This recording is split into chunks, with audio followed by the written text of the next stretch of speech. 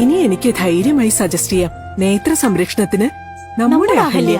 Ahalya foundation eye hospital, കേരളത്തിൽ എല്ലായിടത്തും. പെരിങ്ങോടിന്റെ കലാ സാംസ്കാരിക രാഷ്ട്രീയ രംഗത്ത് നിറഞ്ഞു നിന്നിരുന്ന V Ravunni Nair, V R Bhaskaran, K Krishnakumar എന്നിവരെ അനുസ്മരിച്ചു.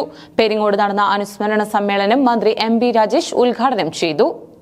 പെരിങ്ങോടിന്റെ കലാ സാംസ്കാരിക രാഷ്ട്രീയ രംഗത്ത് നിറഞ്ഞു നിന്നിരുന്ന V Ravunni Nair, V R Bhaskaran, K Krishnakumar എന്നിവരെ അനുസ്മരിച്ചു. പെരിങ്ങോട് നടന്ന അനുസ്മരണ സമ്മേളനം മന്ത്രി എം.ബി. രാജേഷ് ഉദ്ഘാടനം ചെയ്തു.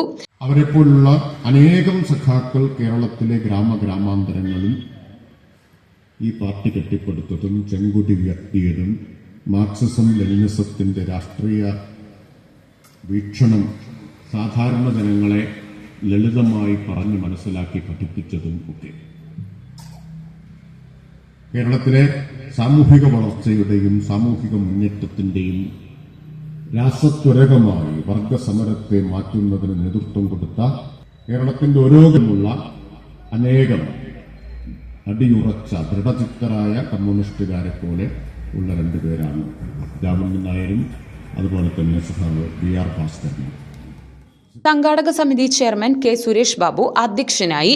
Peringode local secretary A Kuttinarayanan, Nagalassery local secretary V P Ashraf, Nagalassery ഗ്രാമപഞ്ചായത്ത് പ്രസിഡന്റ് വി വി ബാലചന്ദ്രൻ, മുൻ പ്രസിഡന്റ് കെ പി രാമചന്ദ്രൻ, സംഘാടക സമിതി convener K V Parameswaran, joint convener A Sethumadhavan എന്നിവർ പങ്കെടുത്ത് സംസാരിച്ചു.